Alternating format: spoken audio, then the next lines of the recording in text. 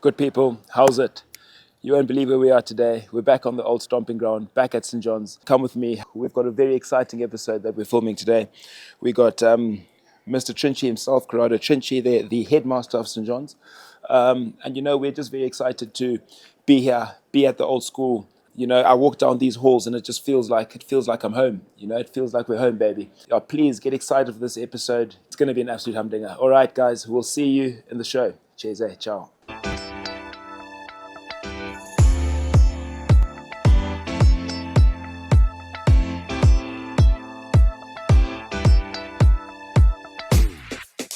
Mr. Trinci, welcome to the podcast. So good to have you here. Thank you for taking some time out of your day to join us here and share a bit about St. John's, a bit about your time here, about where you've come from, and we're excited to have you on. So welcome to the show. Thank you very much for having me on your show. It's a great honor and privilege. So thank you. No, you're most welcome. I was very careful in the preps for this show, thinking to myself, do I want to sort of bag on the history of my time at school and about what made school for us great and what was amazing, or do I want to hear more so about your tenure here and things that you've come in and done and changed, and where we hope to go and where we see the future going for our school and Zim schools across the board. And then I thought to myself, you know what? You probably can't. I can't put it into perspective if I don't have my opinion from the past as well. So I think it's important to be able to touch on both. But what I do mainly want to focus on is where we are now and where we're going. But before we get to all of that, I would love to hear a bit about Mr. Trinci and about your journey and how your educational journey began. Sure. Thanks, Pari. I hope you don't mind me calling you that. No, please do. That's how I know yes. you. I was born in Kenya, in Nairobi. My parents are of Italian origin.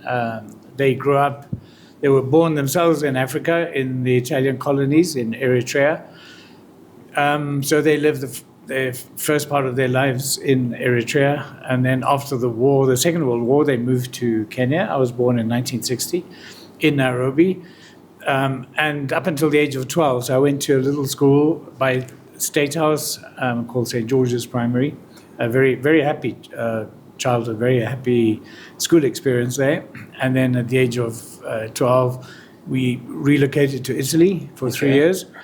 And then my parents decided to go back to Africa. And so in 1975, in August, we came back to Africa, to Rhodesia as it was then, to Salisbury, yes.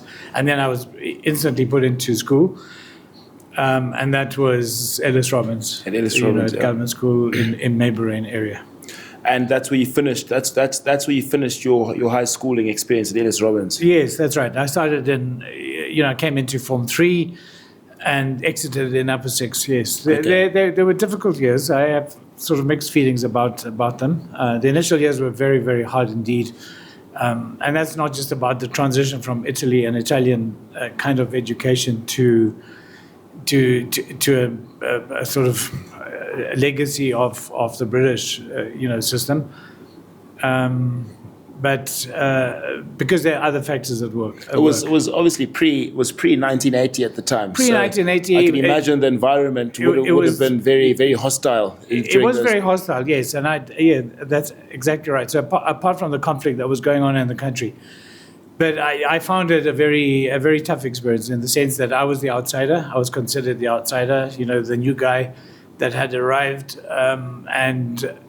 So all the first few years, I had to endure a lot of very negative comments from fellow students. Do you mean being bullied?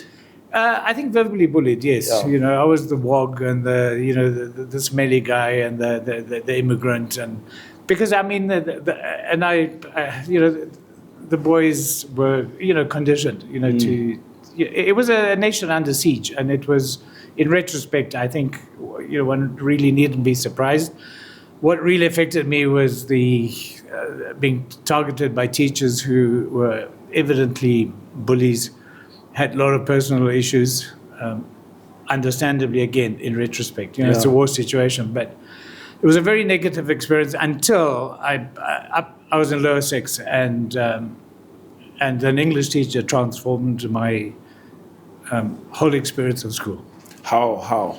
How? By being compassionate, by being empathetic, by encouraging, and in fact, I remember going to her class at break time, and we'd sit and have discussions about textbooks, and that transformed my whole experience. And in fact, whereas I was struggling academically up until O level, simply because I just didn't enjoy being at school, that was a decisive and deciding moment. I finished school with academic colors, and it's all thanks to a teacher. Wow. And that I learned a lesson there about the transformative power that teacher has. Yes. I find it quite amazing how a teacher can make or break your schooling experience. A group of teachers or one teacher can just completely bring you up. Yes, that's correct. Yeah. We were very fortunate here.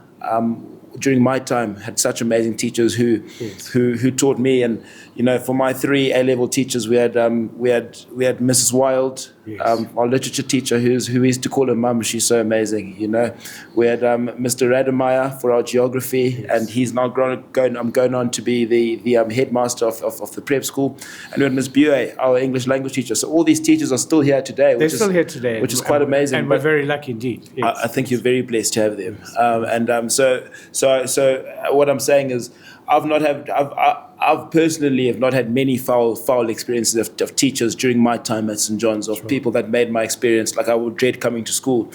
But I can imagine that's not the case for every student, It's not the case, yes. And students are treated differently by different teachers. I think I was lucky in the sense that I wasn't necessarily bullied by yes. And so that can have a big impact on your schooling experience. Hey. It does. And in fact, as far as, just to go back to your question, my whole experience, which was largely negative to start off with, from 3 up to lower 6, in many ways, conditioned and started to crystallize my whole view of education, even though I was very young in those days. In other words, what not to do and how not to do things. And there's always, my motto is there's got to be a better way of doing things. Yeah. So are you saying because of your experience then, it's molded how you now want to change how schooling has been done in Zimbabwe in the past, in terms of say culturally or traditionally, and you because of your personal experience, you now have seen there's maybe a better way to do it? Yes, certainly, yes, absolutely. And in fact, apart from those early years that I've just referred to, but my own then teaching path through schools in this country has been, luckily, in many ways, a reflective experience all the time. And I go back to what I've just said, that I always ask myself, there's got to be a better way of doing things. And that sort of that has, in a way, cemented my outlook on certain areas that not to go to, and other areas that certainly need improvement. But that's also but also keeping the legacy of the past, because let's not just throw everything out. Yeah. And I'm talking about post-independence, post-independent schools. And could you give an example of something like that? Could you have an example of it? Do you know what I mean? I think what is really good, and one of the strengths of our schools is that our Zimbabwean schools is that there's a sense of discipline, and there's the instilling of responsibility in students, the fact that they are engaged for many hours of the day.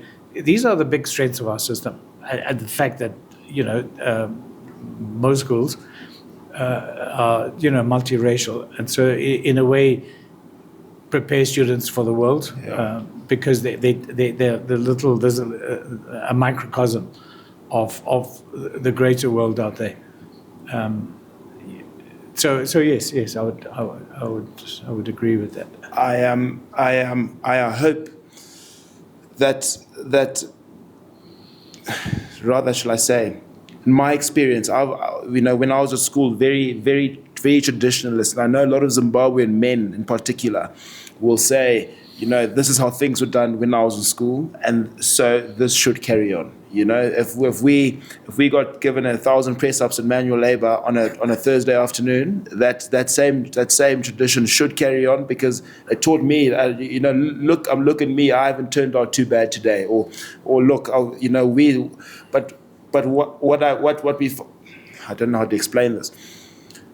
Do we find the kids are getting weaker today or getting stronger? Yeah, not at all. And this is where I think I would disagree with you. I think I'd like to make a distinction here between what are traditions of schools, and especially long-standing schools, that need to be upheld and continued.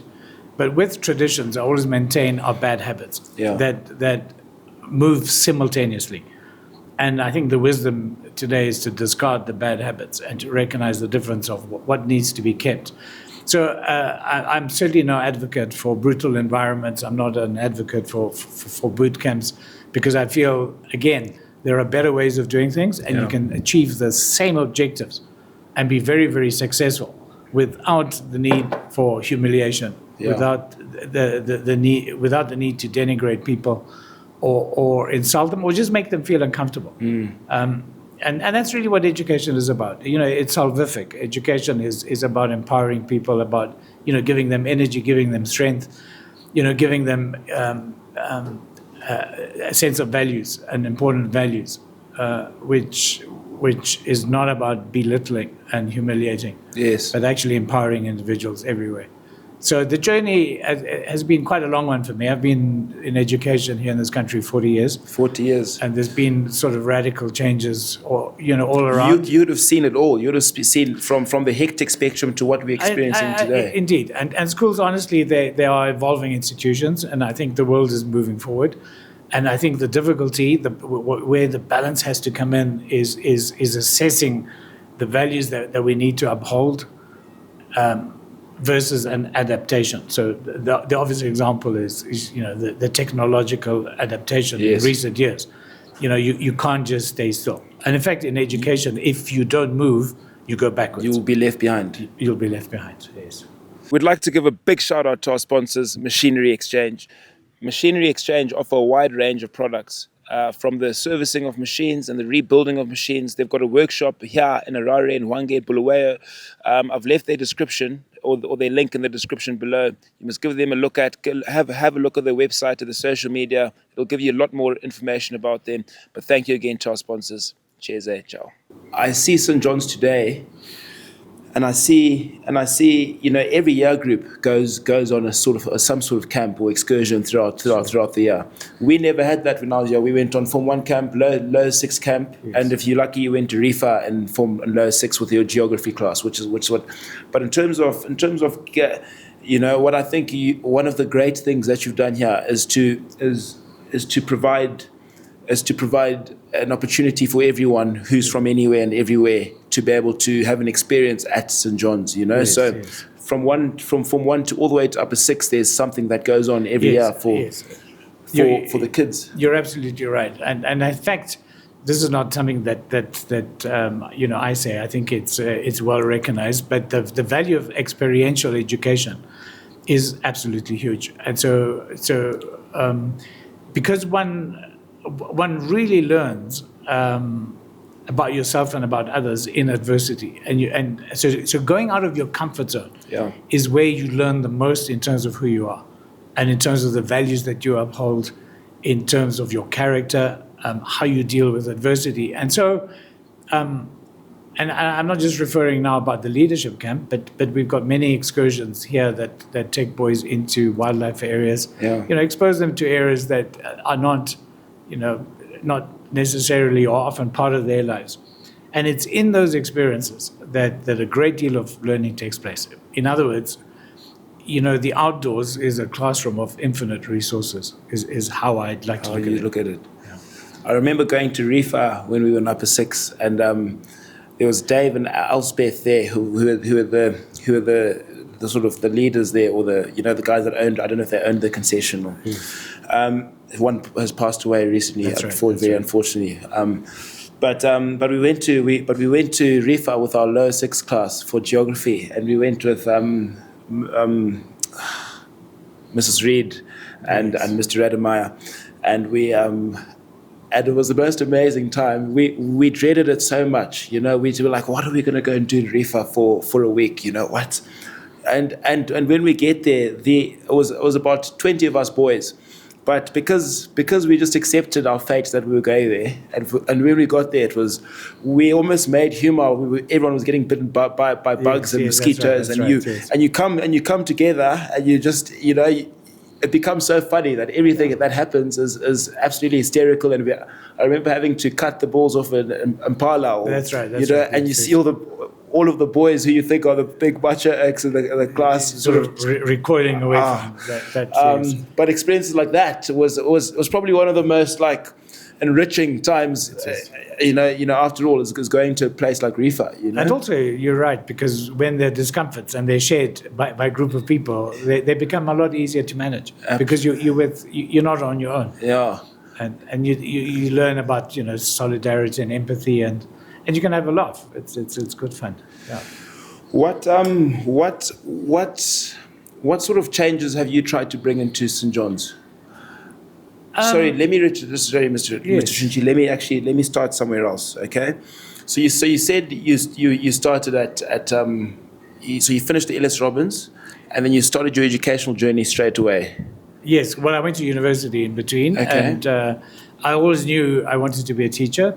So when I entered university, it was for a teaching degree, which I then obtained, and it was here at the University of Zimbabwe, and it was great. It was very, very challenging, and then I completed that, and then interestingly enough, I was posted back to the school that was my former school, and I was posted there as a teacher. So that was in 1984. I then left for South Africa for a year, and I worked in a Catholic school just south of Joburg. Okay. And part of that experience was then 6 months in the missions, actually in Lesotho. Okay. As well. Yeah, and then I came back, and then in the meantime, my father had died, so I came up to clear the estate, and so that in a way interrupted my journey in South Africa. But in retrospect, a lot of good has come from that. I then was asked to go to Peterhouse temporarily, and then that temporary term transformed into 7 years. Wow. Yeah. As a teacher? As a teacher, yes. Yeah. Interesting, because I always laugh. You know, whatever school I went to, I always landed up teaching a subject which I wasn't really prepared for. Really? So at Peterhouse, I was told, you know, we need you to, you know, go and teach geography, which I did. You know, then I remember when I moved to St. George's, I was then asked to, no, please, we need in business studies. So I was launched into business studies. So I had a term in business studies. What was your specialty? What No, my specialty is really was in the English department. Okay. A teacher of English with a subsidiary in history. Okay. Yes, and my very first teaching experience, which is I think the most amusing of them all, is I arrived fresh from university, full of ideas about Shakespeare and teaching English and Chaucer and all this. And the headmasters, on my very first day of school as a teacher, handed me the keys to the woodwork laboratory and said to me, you know, and he referred to me as with my surname. He said, "Well, Trinci, it's great that you've come from university, but our need at the moment is a woodwork teacher." And despite the fact that I was, you know, I stood there sort of protesting that I didn't know anything about woodwork, he said to me, and this was Mike Wiley, just a page ahead of the boys, you know, go and see Solomon. He's the technician in the woodwork lab, and he'll tell you what to do. Goodbye. And by the way, you're on duty on Thursday at Malcolm House in the boarding hostel, and you're taking the cricketers out to Lamagandi on Saturday. And so all of a sudden you're a cricket coach now as well. Well, we sort of, I landed up scoring because I didn't know much about cricket. But it was just a different time, and you sort of, that's it. You were given your orders, and off I went. But it was successful, and it taught me to be adaptable. It taught me that yes, you can, you know, part of the theatre of teaching is to stay ahead of the boys. And by the end of the term, we were producing coffee tables and and spice racks and Amazing. all those things, and it was fine. Yeah. Amazing. And then from Peterhouse? There was Peterhouse. It was to St. George's. I had 13 years, very happy years. I think you might have taught my brothers there. They were the Pari twins in '96. They finished. I don't know if you remember them, but yes. They were at St. George's. I do remember them, and very happy years. And then I got asked actually to be headmaster at Hellenic at the primary school. Okay. And that happened, a member of the school council, they, knocked on my door and said, and I said to them, but sorry, I'm in a high school, I'm senior master, this is St. George's College. I don't know much about primary school. And the fellow said, no, we know about you, you're the guy we want. And so I then completed my year obviously I didn't walk out because I had exam classes to prepare. So why do you reckon you would have got headhunted by them?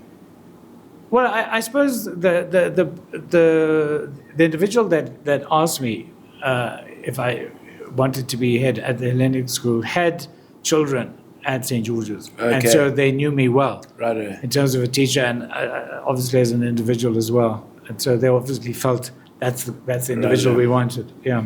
Was that a blessing for you going there? It was an incredible experience because despite the apprehension of moving into primary school. The first few months were very difficult in the sense that I had to learn about letterland and jolly phonics and all sorts of strange things that I don't know anything about. But it was a great experience. Again, I just felt I learned so much myself, and I gave so much as well. I was much younger, and developed the school and again ran camps, and then all through that 4 years on or 3 years in, I was asked to develop the high school for the Hellenic community, which is today the Hellenic Academy. Okay. So I was founding head there for 4 years, and set all that up, and that's an incredible experience. That was very challenging because it was in the time of hyperinflation, but we did it. Well done. And then the move back to teaching essentially because I got essentially isolated from school and from kids being purely admin. And that really wasn't me. I'm a teacher at heart, and so I then thought, no. I was like a plant, I suppose, wilting away in a corner, without water. And it was a job that I could do. I could do it relatively straight, easily. But I felt that I wasn't being true to my vocation. So then I decided to go back to teaching. So in a strange move, it was then to St. John's, which was in the middle of a restructuring exercise. Period then. And so I came here as a deputy head. Yes. And then I think a few years later, then I was asked to become headmaster. I don't know if you remember, but so I think your first year here was my last year. Yes, I do remember. Yes. And this just goes to show, I think, how much authority school kids think they've got, and and how young and pompous you are. But I remember coming, and we were going on Form 1 camp that very day. So it was probably your first day at St. John's. It was yes, and it's interesting that you're bringing it up because I was wondering if in the course of this podcast you were going to go no, but down that route. If you're not happy to go there, I'm very happy to go. Stop. I'm very happy because that's your journey as well. Yes, it's been a journey, and it's been great. So please carry on. Well, but I'm going to start off by saying I'm happy that we could sit like this, today after where we had started. Yes, exactly. 11, 12 years ago. But so we get on this bus, and from my memory it was a double-decker bus. The double-decker bus. Double-decker bus, and we're going out towards Bulawayo. I can't remember the exact camp we were going to. So I was upper 6, and we were taking these Form 1s, and you were sitting downstairs, and we far on in our journey, and I sort of stand up to these Form 1 boys, and I say, "Hey, gents, welcome to the college. This place, we run this place. It's us as the upper 6s. It's not any of the teachers downstairs or any of the headmasters. We are the bosses here. Whatever happens, it comes to us, and we are the main authority, basically. And freaking regrettably, you heard all of this. I heard all of it because in the meantime, I was coming up the stairs Yes. of the double decker. Of the I double decker. froze in my path, and I thought, this is an interesting. What is your memory of it? Is that about right how I've explained it, or No, that's was there exactly more? right. Was Because, there more? the second part was I stopped the bus, Yeah. and I pulled you out of the bus, and I said, I'm turning these buses Yes. back to Harare. Yeah, I remember. I was going to get there, but and the explanation would have been up to you as to why the buses were turning back. yes, But I think over and apart that incident, which I think we can look back, quite dispassionately today, but it represented for me, and I think for you as well, because you've come a long way off the beginning of a journey of creating an environment at school which is much healthier, and that's not in any way minimizing, the role of seniors or authority. Remember, we have prefects here. We Yes. believe in the prefect system. We believe in a boys' school about the importance of role models. It was trying to get the seniors to understand that this is something that we can do together. absolutely. And it doesn't have to be a divorce between the No. management and the senior body, but it's necessary in today's age that we actually all work together. And I go back to what I said earlier. We can achieve the same outcomes, and sometimes very powerful outcomes, by just taking a different path. Absolutely. And that doesn't mean making things easier. Not that at all. Far from that. Our whole team here at St. John's is about, we're disciplinarians. We are, we believe in structures. We believe in authority. But I go back to what I've always said. There are better ways of doing things, and I hope you will, in your own journey, you've come to understand that. Absolutely, and I realize that. I think back to myself in school, and I say, geez, if I handled that situation different, or if I didn't, like, you don't have to go and give them 10 press ups, or to crap on them, or to bring them into the comm and give them Sure. I wish I could have the mind I have now and be able to deal with situations so much different, and more so, I think, even in your style, rather than that abrasive and freaking, because it's much better to get through to people when you really talk to them one-on-one than to try and. No, I think you're correct, and my experience is that the one way, which is about humiliation, it builds resentment, and you get distance from a school. And a lot of the conversations I have with old Johannians, if I may just go there, is often a distancing from the school, that they felt the school was not with them, and that in many cases it was largely negative. And I've had a lot of correspondence, and particularly the black students. Okay. If I can be open about Yes, it. yeah. It wasn't entirely as positive as many others. And so that's another factor. What did they feel like the school was quite racist towards them? They felt, yes, there was that element, yeah. Would you agree? I would agree in the sense that one has to recognize that if somebody writes you an email and speaks from the heart and talks about discomfort and feeling alienated from a system, one can't just dismiss that. Absolutely. That is the experience, however true or wrong or perceived or real. That is the experience that you're dealing with. You can't deny someone's experience. You can't deny it. And there's got to be some sort of truth. Obviously, not everybody, but I felt it was my duty to address those, and also to say to them and reassure them that, in fact, the school in many ways has moved on and has become a school that first recognizes that these were early experiences, but in fact it's very positive now. And that's my involvement with the OJs now, and you. Yes. Is simply to say, come, that the pillars remain the same. Correct. It's just that we're managing things in a different. We're not weaker. It's not a free for all. It's still a structure. St. John's is very successful. St. John's is recognized as a pillar in the community for its discipline, the code of conduct. All these things which are valued in the community. Absolutely. The upbringing of boys. It's just that often, we need to take a different path. There's better ways of doing things. Better ways of doing it. I find as the old boys now, so I'm obviously the chairman alongside with Brendan Yes. Quinn, or the chairman coming and Quinno stepping out. And so we've been working together this year. And the response we get from a lot of OJs, I think the past OJs associations have done amazing jobs, Yes. but however, they've not quite had the support they've needed from the school, and what we've found now is getting your support, your full support, and from the school changes, everything that's happening with the OJs. To know that we can put things in the calendar and say, look, Mr. Trinci, do you mind if we add, our old boys rugby events on here, And we're trying to, because St. John's always has been very weak, I'm afraid to say, with its old boys, and we're not connected with each other. And they aren't connected with the school, but we're trying to change that, and with your help, it's made it a lot easier, with your full support, shall I say? I would say that it's an essential aspect of a boys' school in particular.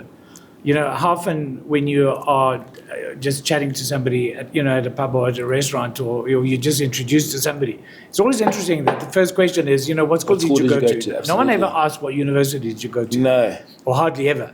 But it's always the school and the link back to the school. So we also, for a school like St. John's, it's important to establish the centrality of the role of the OJs, because those are lifelong links. Absolutely. Back to the school, and very important one in boys' schools, especially. It's important, and we need to uphold it. And we want to send our kids here one day. We want to.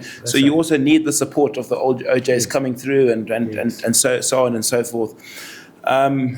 So since your time at the college, Mr. Trinci, what are some sort of changes that you've put into place here? Well, I think the most important one is a realization on my side that a head can't micromanage. Okay, schools are far too complex in the 21st century to be micromanaged by a head, and anyone who attempts, to do that, the school will run aground very, very fast. So one of the large changes, I think, was to empower a whole group of teachers. Some were already in place, but.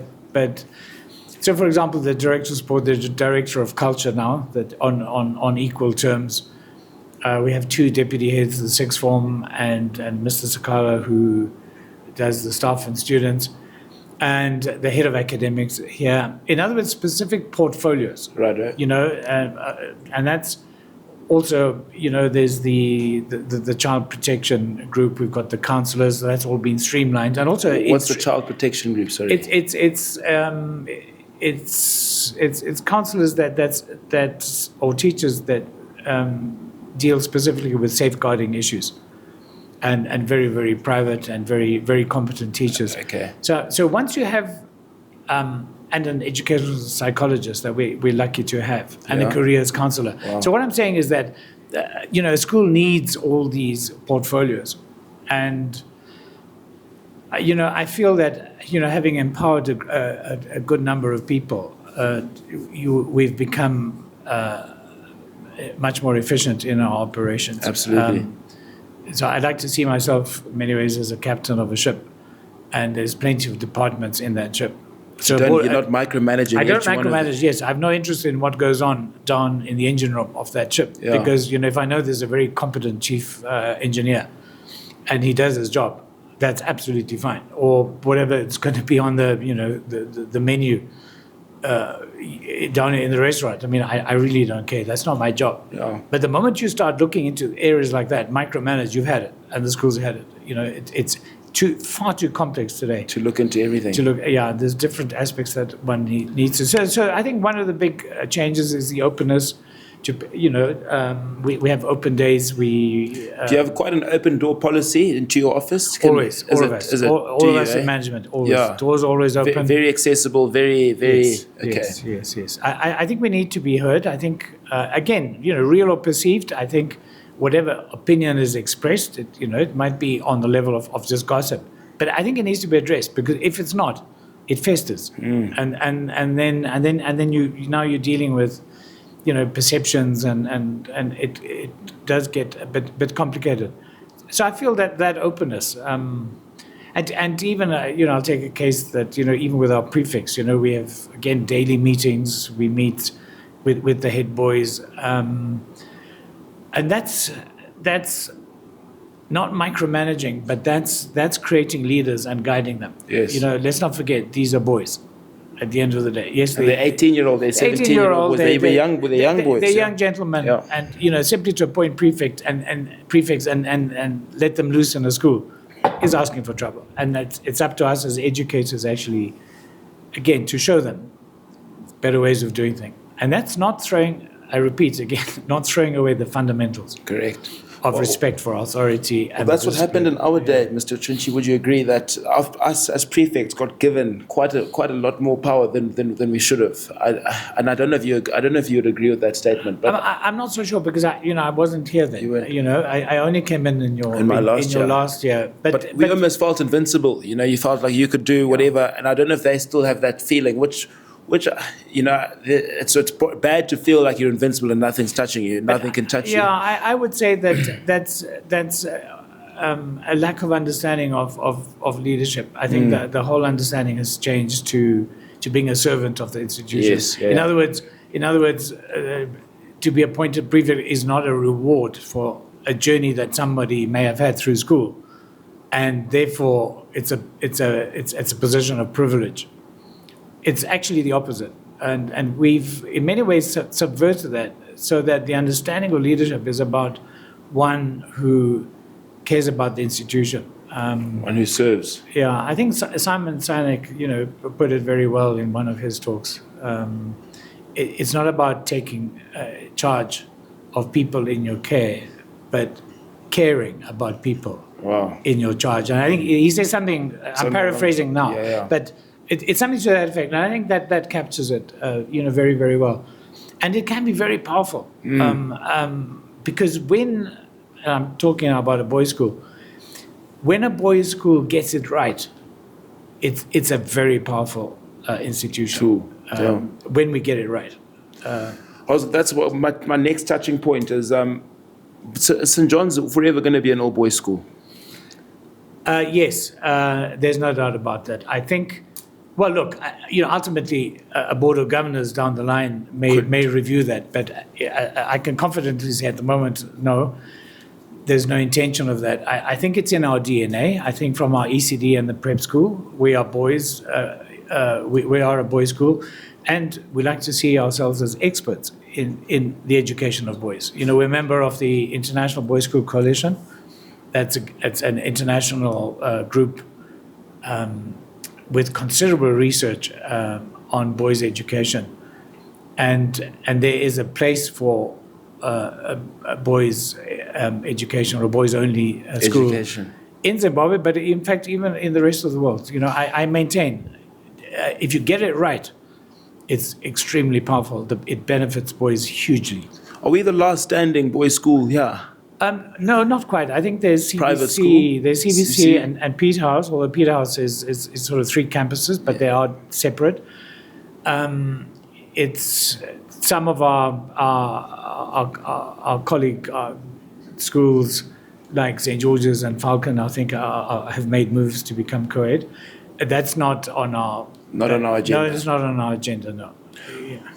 Would you say St. John's is quite a in terms of the racial demographics, are we a well-rounded school? Do we have equal blacks and whites? And because I look at other schools who are sometimes either too much on either spectrum. Do you feel like we've managed to find the right balance? Yes, we have. Or do you struggle with it? Is it something you struggle with? You need more black people. You need more white people. Is it? I don't, and I feel one of our biggest strengths is the fact that we are multiracial and we're multi-faith. And I think that is a huge plus in terms of a young boy growing up, because that is the world that they're going to encounter once they're in the marketplace. Different people of different faiths, different opinions, different races, ethnic groups. And school is really about preparing for life and equipping, students, boys in our case, with the skills to deal with the world. And in fact,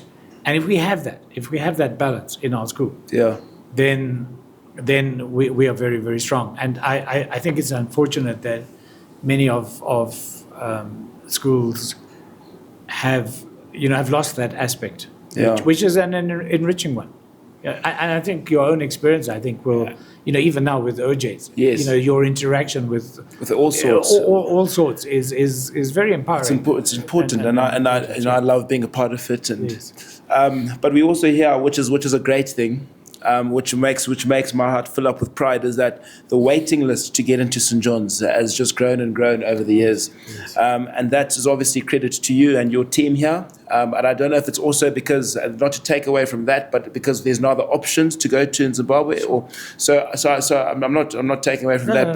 But what is your view on that, about this long waiting list, or what is our waiting list at the moment? I think there's a long waiting list in terms of large number of applicants in Form 1, wanting to come in Form 1, and then our lower sex applicants coming in, and then all the applications in the middle of the school, in between. It's a source of pride, but also we need to be careful here about becoming too complacent, because if that is the perception, and it is great, then we need to continue cleaning up our act, and we need to continue to improve. We can't just sit on the fact that as a school, as a learning institution, we need to learn and adapt and evolve ourselves all the time.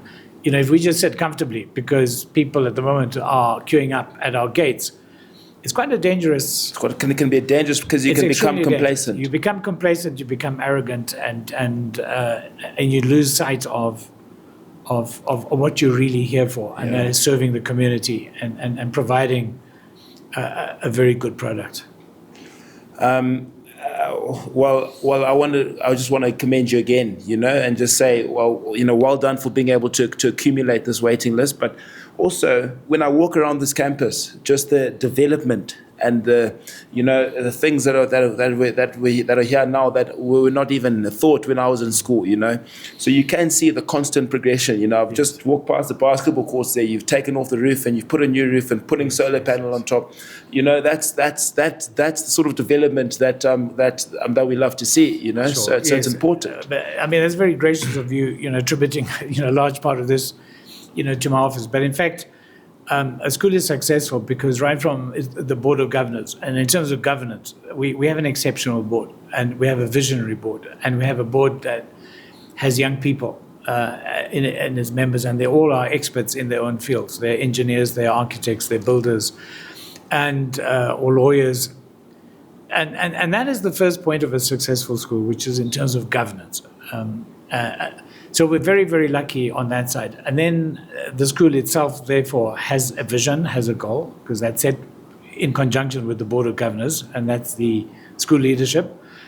And we've had a number of strategic sessions and 5-year plans. So what you see is not the result of, obviously, sudden decisions, but a systematic plan of improvement.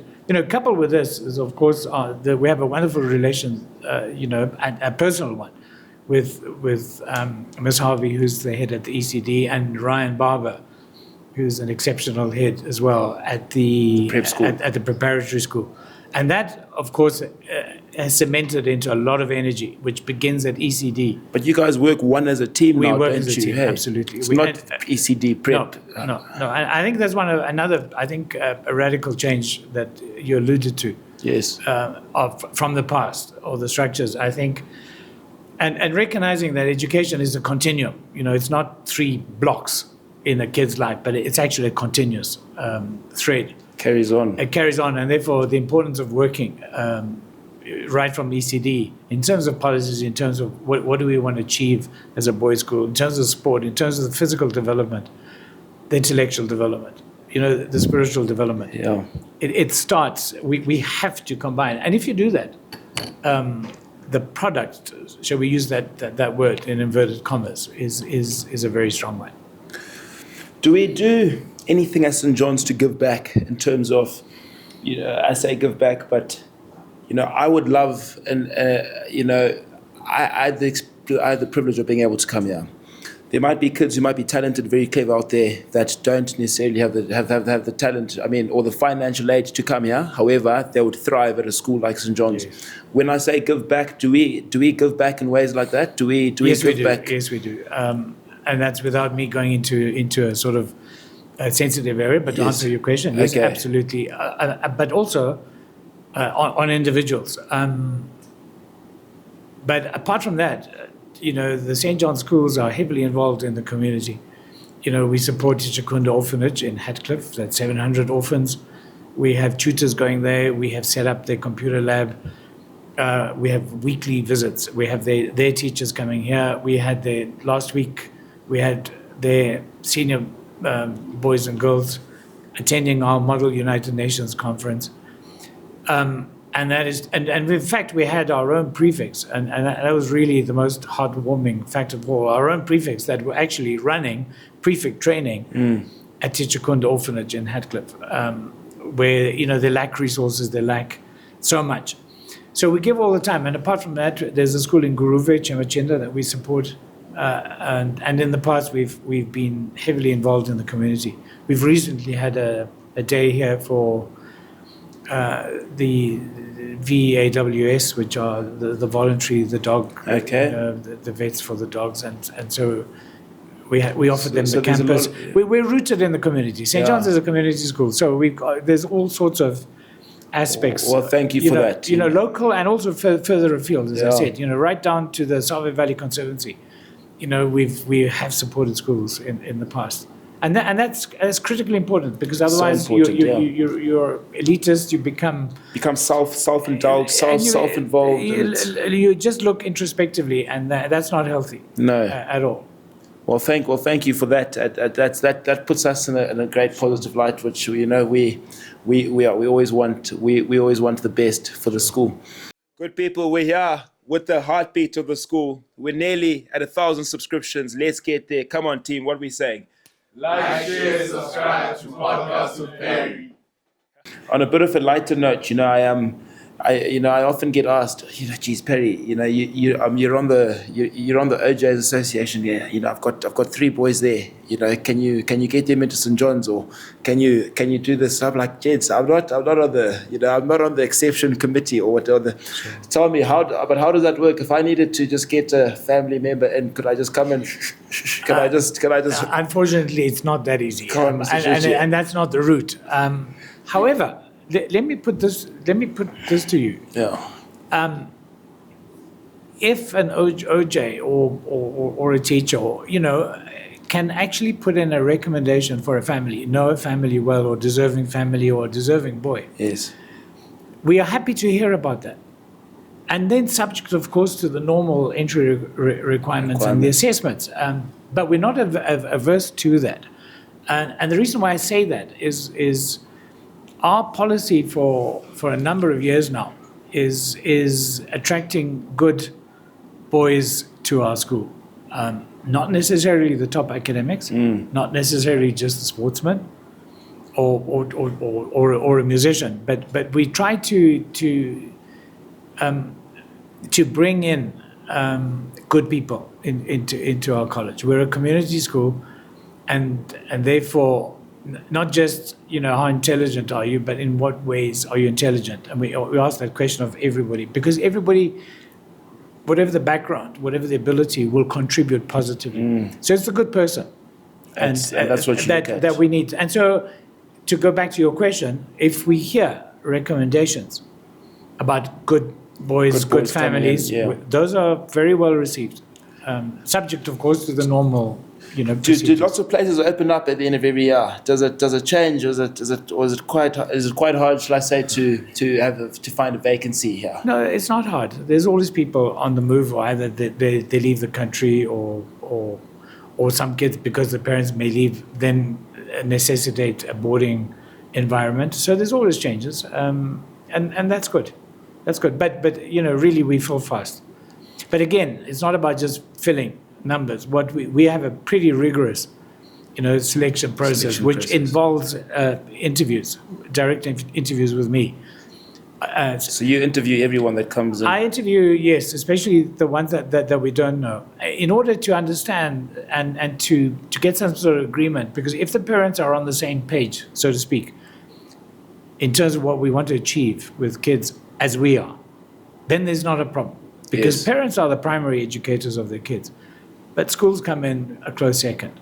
And if we can work together, the outcomes are dramatic for the children. So finding not just the right kid or boy, but finding the right family is also important. Is incredibly important in this day and age. Mr. Trinci, we're going to have to wrap up soon. Our time is coming to a close. Before we do, two things. Is there anything else you'd like to anything else that we might not have touched on? Is there anything else you would like to say or to highlight or to, Yes, I just want to pay tribute to because I mean this podcast has really been about me, but to be honest, a vision needs to be shared by a number of people, and I just want to pay tribute to the management team that we have here and the senior staff members. Right up to the junior staff members. I mean, they're an extraordinary bunch of people.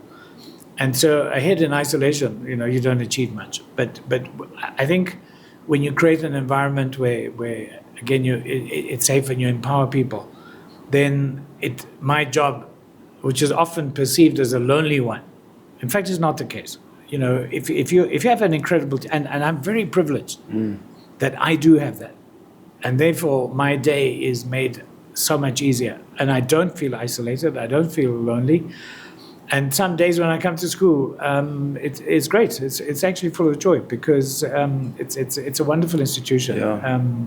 And of course, again, my colleagues are very, very supportive. And that's Ms. Harvey and Mr. Barber. And the Board of Governors as well, that again, we're very, very lucky here at St. John's. It's not a given that all the Board of Governors are the same, of the same quality. So we're very, very lucky. Absolutely. Indeed. So it's to pay tribute to these people, the unsung heroes, as I would call them. No, I'm sure, and they would all appreciate that. I'm sure, and it's and it is true. You can't build a team just as one man and one man standing. So we are thank you for what this whole, how you all come together, because for us, for me coming back here, every time I come and I walk in through the gate, it's like coming home, Yes. And I love coming here. I love seeing everyone and saying good day to people, and it's been a big part of my life, probably one of the biggest parts of my life that's been a constant, is the school. So it's always going to hold a very special place in my heart, and we want to be involved and continue to give back wherever we can. And we really appreciate that. I think the centrality of the OJs and what they can do in terms of the perception, in terms of the support is absolutely crucial. So I on my side, thank you to your work and the OJ chairs that have preceded you. It's very, very important. We will continue to work. Thank you. I think your mission and mine, I always say as parting words, I suppose, is, if we all, each in our own capacity, can leave a place better than we first found it, then we will have achieved great things. Amen. In itself. We don't need big projects. Just leave a place better than you first found it. And that's something that I hope